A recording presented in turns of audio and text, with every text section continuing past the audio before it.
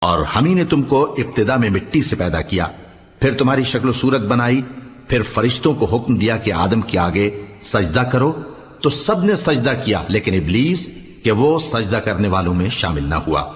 اللہ نے فرمایا جب میں نے تجھ کو بھی حکم دیا تھا تو کس چیز نے تجھے سجدہ کرنے سے باز رکھا؟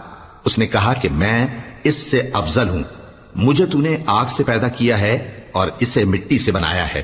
فرمایا تو بہشت سے اتر جا، تجھے شایع نہیں کہ یہاں تکبر کرے، پس نکل جا کہ تو ذلیل لوگوں میں سے ہے۔